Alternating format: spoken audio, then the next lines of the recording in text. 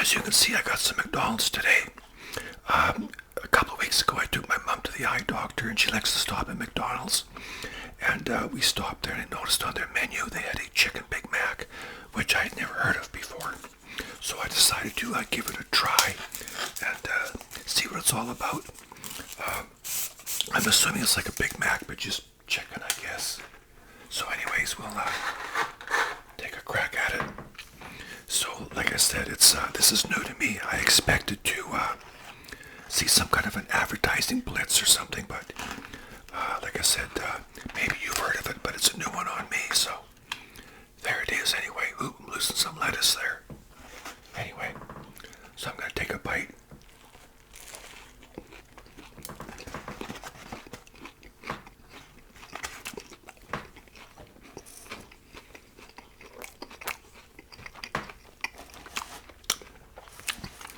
Tastes like a Big Mac with chicken. Also got some large fries, a large Coke, and six lovely donuts. You can see those donuts there. Oops, sorry about that. So I got some donuts. They look very nice, actually. So anyways, I'll dig into this.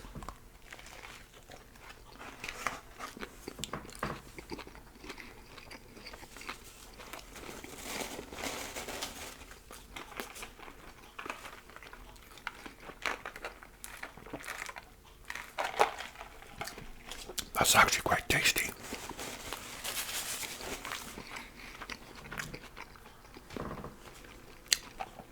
Now, before I begin, a couple of shout-outs. Maxwell Mendoza. A shout-out to Maxwell Mendoza, a very loyal subscriber. And also Corey Gillum. It's either Gillum or Gillum. Gillum, I think. Corey Gillum. And Corey and his partner expecting a baby in a couple months, and they live in the UK. So a big shout out to both those subscribers. I appreciate my supporters very much. So, and a big shout out to you people as well.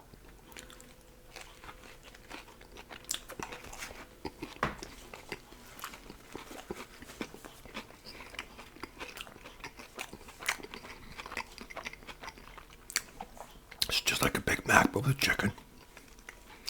Anyways, I'm sure you probably guessed what I'm going to be talking about today. If you guessed the Beatles, oh, you're wrong. One of my favorite bands, the Rolling Stones. So the first time I heard of the Rolling Stones was on a variety show called The Ed Sullivan Show, which was very popular years ago. I think it started back in the late 40s, around through the 50s. It had a different name back then. But I think its heyday was pretty much in the 60s. And I believe Ed Sullivan died in the early 70s. But that was where I first heard and saw the Beatles, was on the Ed Sullivan Show. Ed Sullivan always had some really good acts on.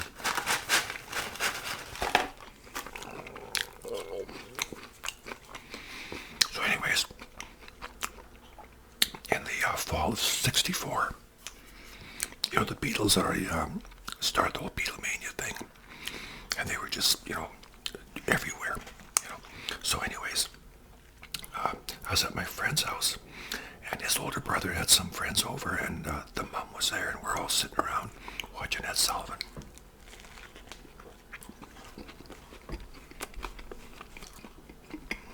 And the mom asked, "Who's the Rolling Stones?" And one of the guys said, "Oh, they're just a bunch of rocks." Everybody laughed. I guess it was funny back then.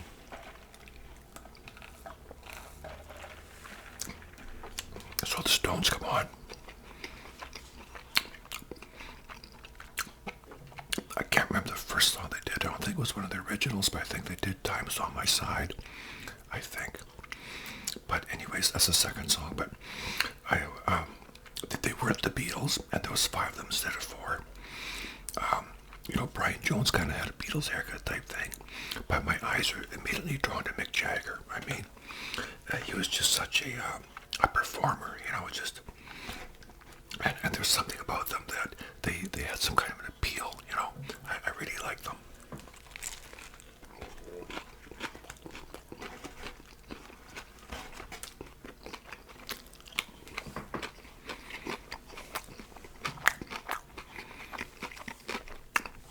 Looking forward to some of those donuts.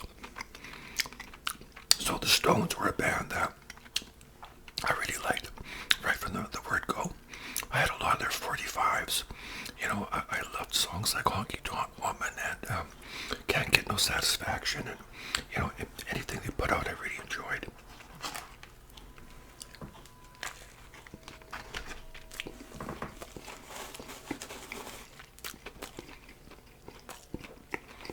That's a good sandwich.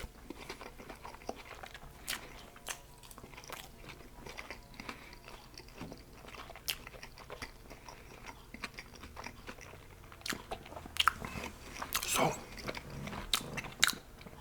they were all over the radio, you know, like the Beatles, that sort of thing.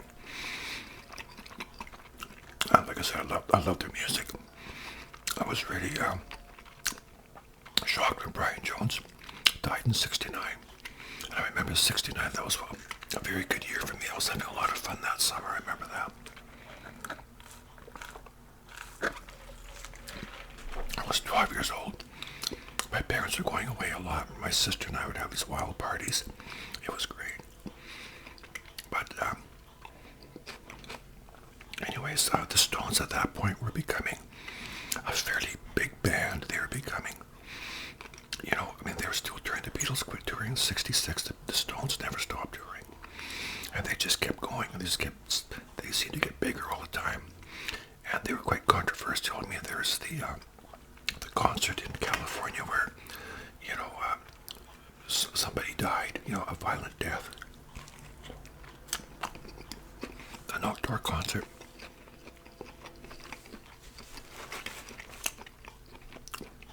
And controversy seemed to follow the Stones, you know.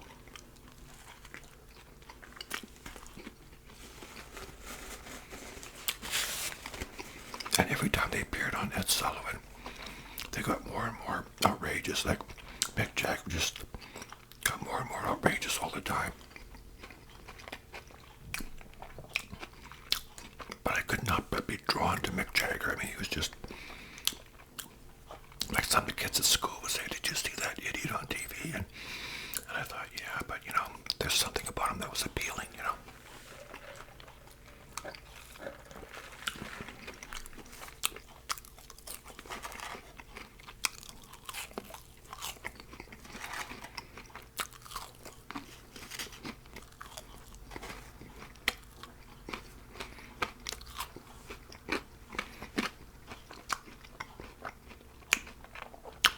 So, in '72, the Stones were, they'd replaced Brian Jones with Mick Taylor, who was quite a bit younger. He didn't stay with the Stones for very long. That was before '72, that was in '69. And then by '72, I think that they had Ron Wood.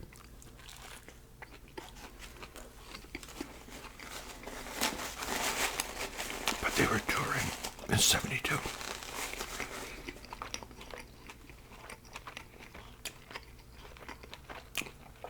But they played in Vancouver.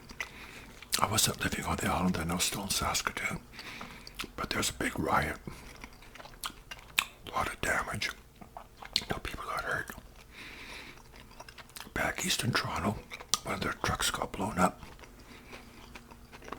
So they had to fly in about 40 speakers from LA, I think. You know, kind of like, you know, like ASAP.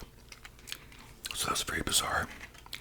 And there's some of their concerts, there was a lot of fake tickets going around, so people would buy these tickets from scalpers, get in line to find out they were fake. So there's a lot of controversy with that concert. Plus, in some of their cities, they were renting like 3 floors of a hotel, dropping TVs out the window.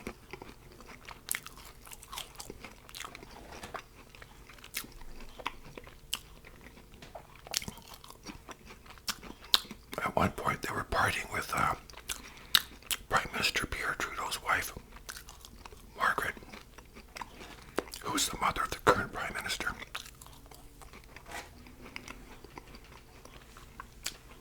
It was all very bizarre.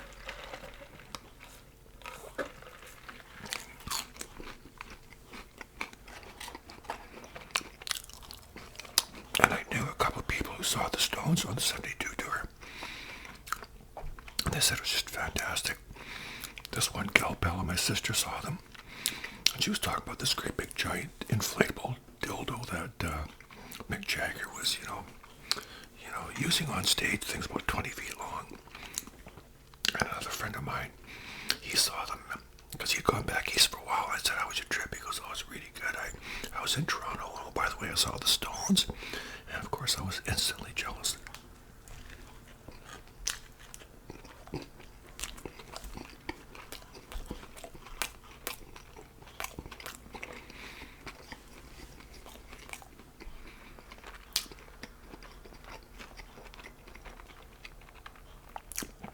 So of course that tour ended.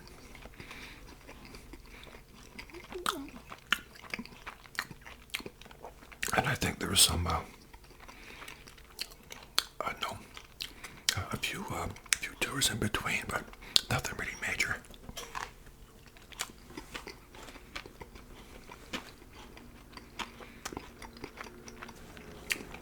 So anyway,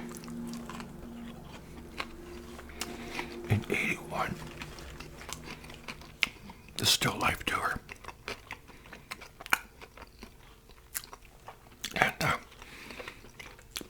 I was a starving student at that time in '81. And they weren't playing in Vancouver on that tour, but they were playing in Seattle. I thought, man, I want to go. So like I said, I was taking the chef training course. I was a starving student, living on nothing. I had a new girlfriend who eventually became my wife, who eventually became my ex-wife.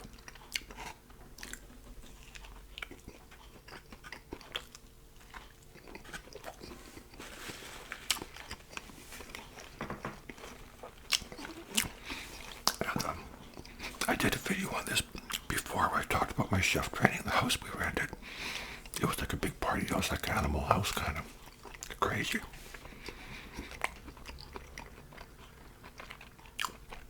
I wanted to go to that concert so bad. I wanted to see the Stones. The opening act was the J. Giles Band. I remember telling my girlfriend at the time, I said, I have to go see the Stones. These guys are in the 30s. They're not going to be around much longer. Now, if that statement isn't, a good candidate for the famous last words category, I don't know what is.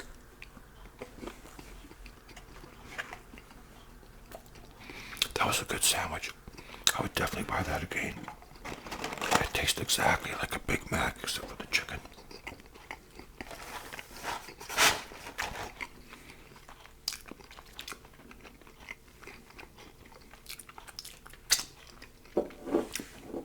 My daughter bought me this cup a few years ago. I still drink my coffee out of it. And my son bought me this here at a grad show when he was a little kid because he knew his dad would like that. So I think he bought it for maybe, 50 cents or something. And I have to smile every time I see that.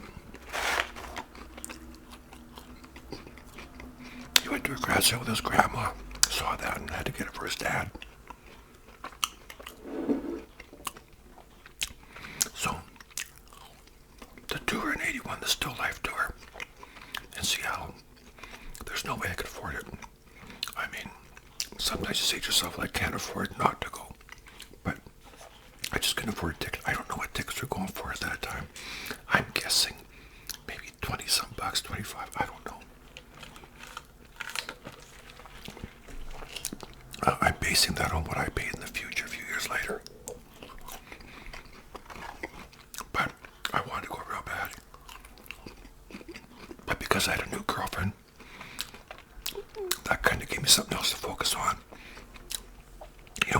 a new partner. It's like, you and that person against the world, and I was content just staying at home with my girlfriend. Even though it bugged me I wasn't going to see the Stones, I thought, well, such is life. If they had been in Vancouver, I would have gone for sure, but, I had some friends that were going, my buddy Warren, there was a whole group of those guys going, excuse me, they were going down, and they were getting a hotel room, and I thought, I can't afford all that, got to drive down Seattle, get a hotel room, pay for the concert tickets, you got to eat. If I've been working, different story. But really, I was living on really next to nothing, going to school. So, my friend Warren, he worked for the city. He started working for the city when he was a teenager in high school. Worked for the city for years, made pretty good money driving a dump truck, and got lots of overtime. In the winter, when there's snow on the ground, they put a plate on the front of the dump truck, and he'd plow roads all night, all day. Plus, he dealt a lot of marijuana, so he was always rolling in the money. And he was always throwing parties, and he never missed a concert or nothing. So he said, well, I'm sorry you're not going, but I'll bring you back a t-shirt. I thought, yeah, right, okay, thanks. So, the concert comes and goes. A couple weeks later, I go to Warren's house. And we're sitting there smoking a doobie. He said, oh, by the way, I've got something for you. And he throws the shirt at me. It was this shirt right here. He got me a t-shirt from that concert. I couldn't believe it. I just thought, wow, what a friend. I thought that was great. I mean, he said that he would, but I thought he was joking. So even though I never attended the concert, I really appreciate the fact that I got that t-shirt.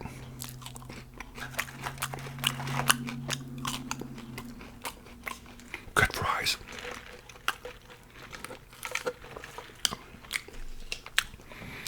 So, anyways, the Stones are pretty quiet for a few years.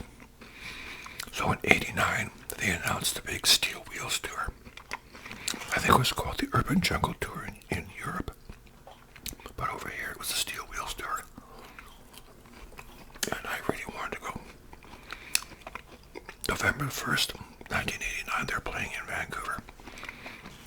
Ticket prices were roughly $25, $30, $35, and upwards from there. But for nosebleed, it was about 30 some bucks, I guess.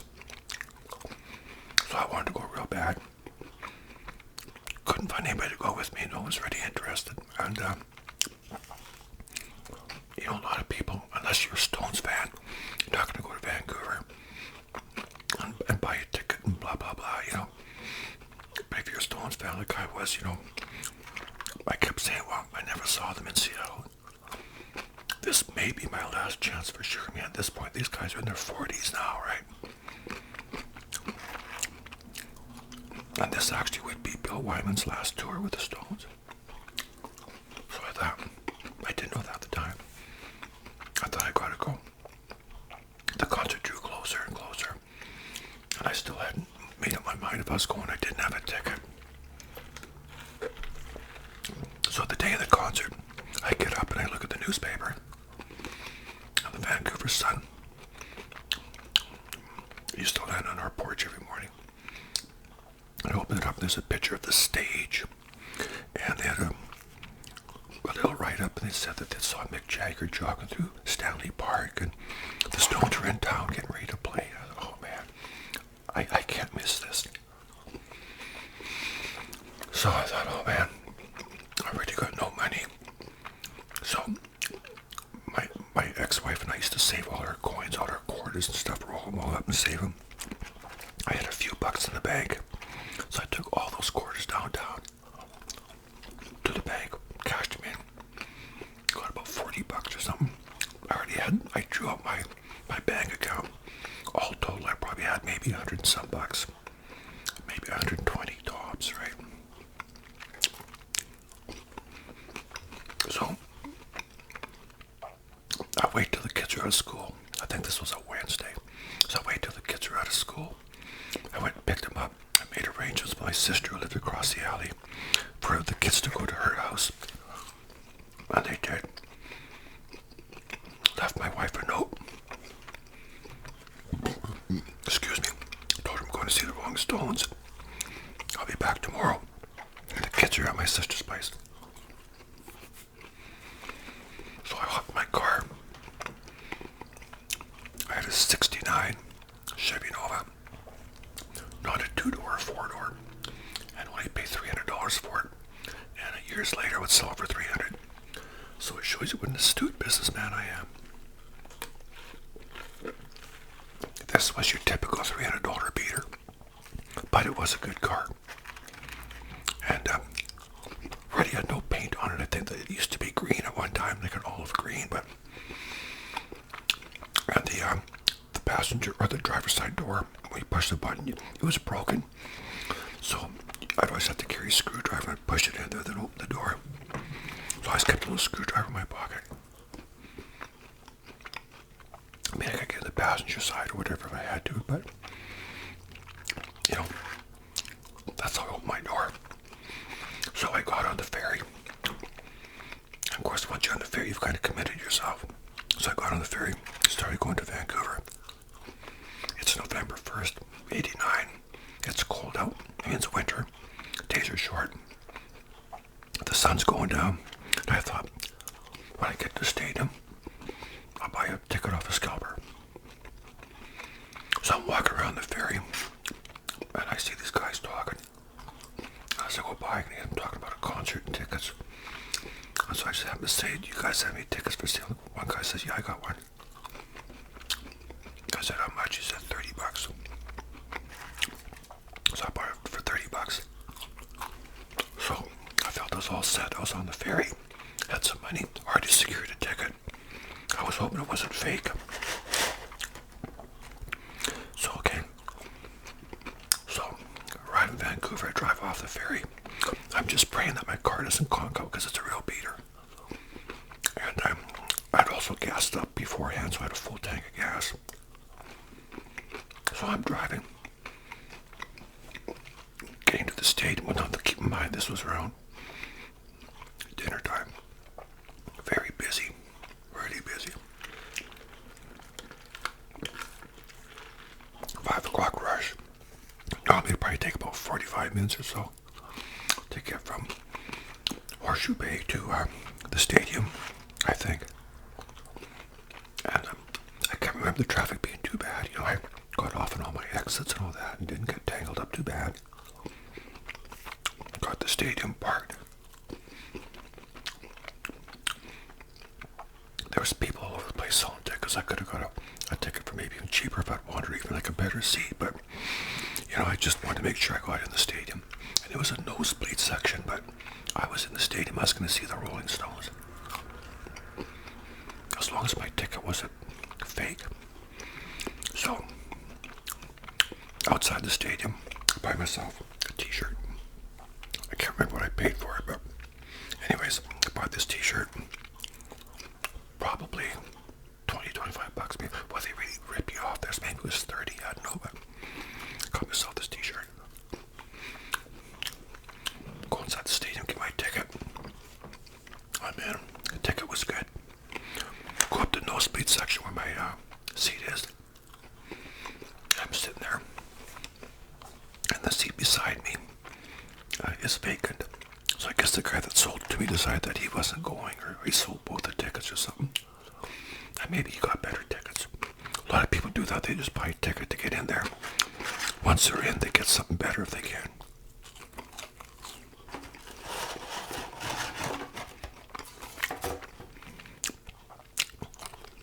So the opening act was a band called Living Colour. They were really good. They played for about 45 minutes and went off.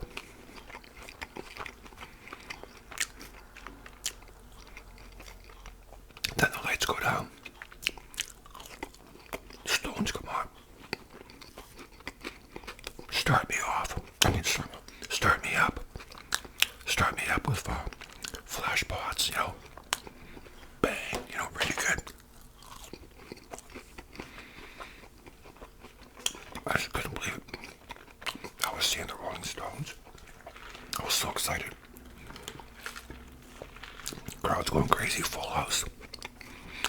excellent concert. Played everything you wanted to hear. And getting into the encore. There's about maybe 20 minutes left in the show. And that seat stayed empty all that time, up until about then. Out of the corner of my eye, I see this great big guy kind of lumbering towards me. He sees the seat, then he just kind of falls into it. He looks at me, I look at him. Then his head goes down. He sleeps through the whole thing. Or the last 20 minutes or whatever. Concert's over, I get up and I leave. Walking back to my car, it's really cold out. It's freezing. Get to my car, warm it up. Start driving. Heading towards the ferry. Now I know the last ferry was 11 o'clock. I missed that. I have no choice but to sleep in the lineup.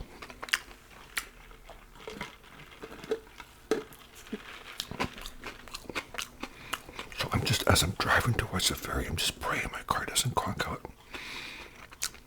Because it's a beater, you know. It's kind of chugging along. I get the ferry. Oh, thank you, God. I'm just so glad to be in the ferry lineup. So I got a few bucks left. I'm going to buy myself breakfast on the ferry the next morning. I can't wait. So I walk down. I get out of the car, walk down to a vending machine, get a coffee, walk back. Sitting there drinking my coffee. And it's so cold out. Oh, good donut.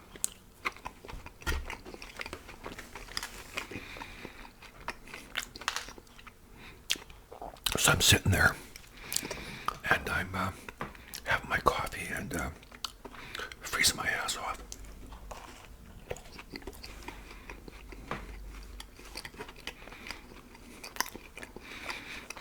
And I fell asleep.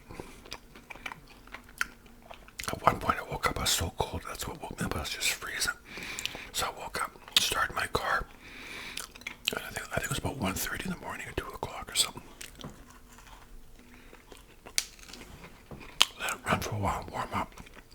Had a good heater in it.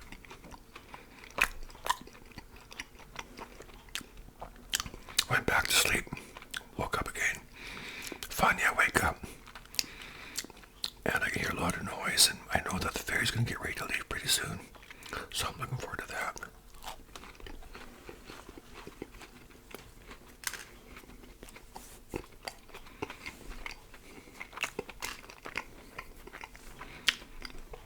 So I get on the ferry.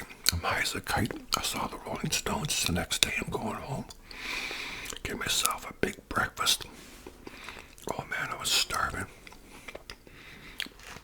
I was really looking forward to just having something to eat, you know, because I was so hungry.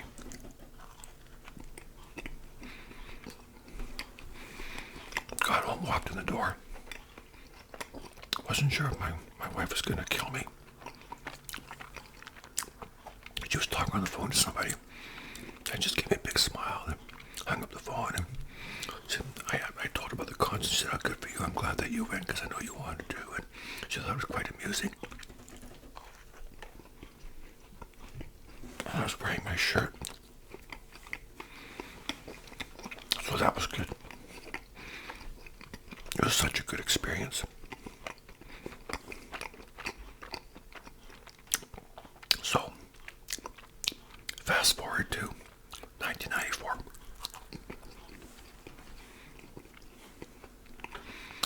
Stones are touring the Voodoo Lounge tour.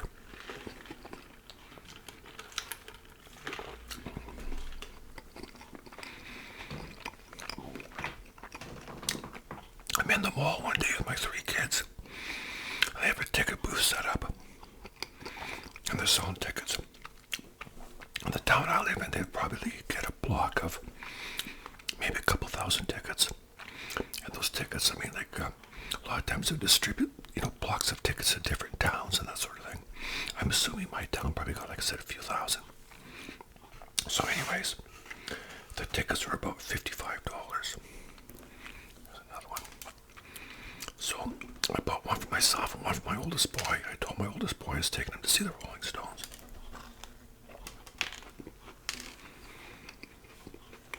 kids grew up listening to music that my ex-wife and I did. They liked that music.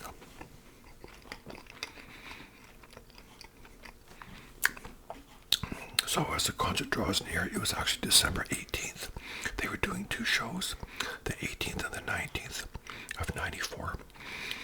And we were seeing the first one. That was Keith Richards' birthday.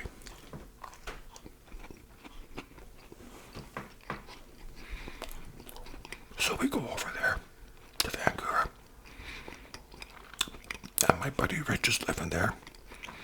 So we're able to stay at his place. Now my son was 9 years old at the time. He didn't know what to expect, really. He thought the stage might look like something at his school or something.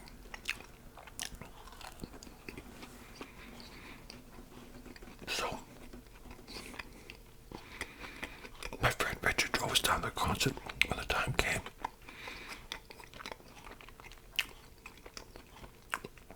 As we walk up there, there's people all over the place. My son's just, he's in awe of everything.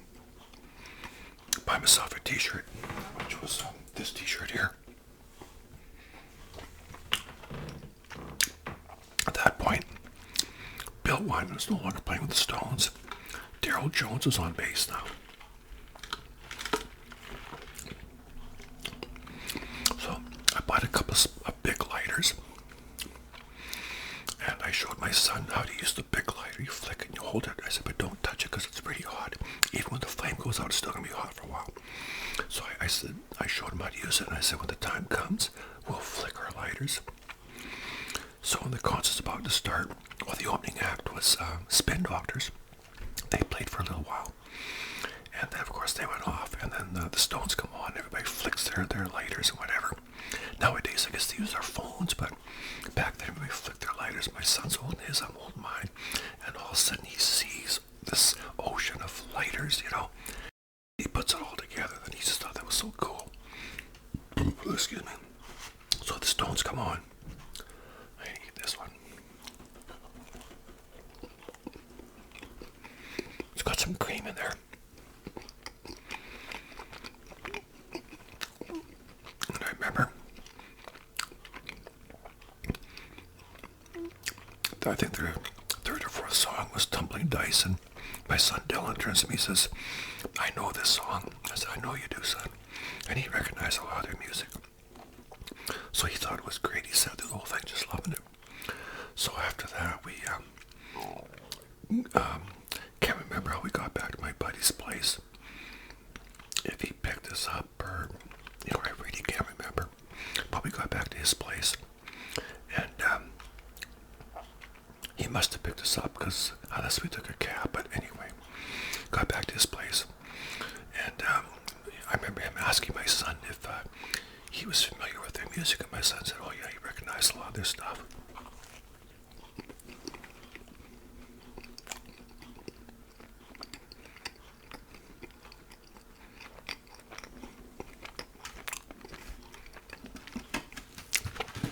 I think 4 is going to be my limit on the donuts.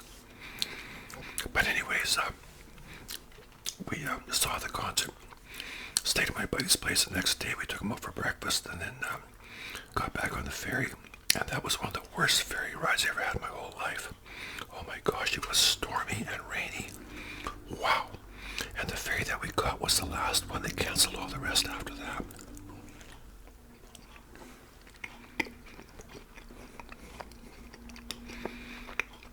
You couldn't even see outside because the waves and the rain hit the windows, everything so much you couldn't see anything. Oh man. It was, I wasn't sure if it was going to even make it. I'd ridden the ferry for 20 years at that point. Never had a ride that rough in my whole life. But we made it home. When my 9-year-old son saw the Rolling Stones, and him and I still talk about that, and he still remembers.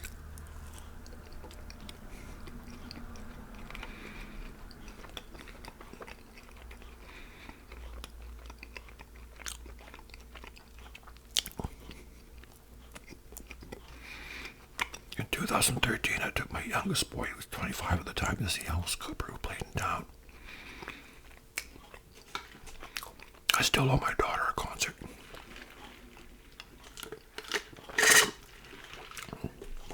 But anyways, well, those donuts are rich. That's my Stone story. They've played, in Vancouver a few times since, and I thought, ticket prices were so crazy. They're just getting up there to the point where it's ridiculous, It's not that I can't afford it. It's just no longer how I choose to spend my money. And, some people have seen the Stones 145 times. Now, that's great if you want to follow a band around and do that, but it's just not my thing. I was happy to see them the 2 times that I did. But anyways, my friends, that was it. I recommend that Chicken Big Mac. It was pretty good. Anyways, thanks to everybody, all my viewers for watching. Hope you're happy and healthy. So until next time, stay awesome, my friends. I love you all. Okay, bye for now, and stay amazing.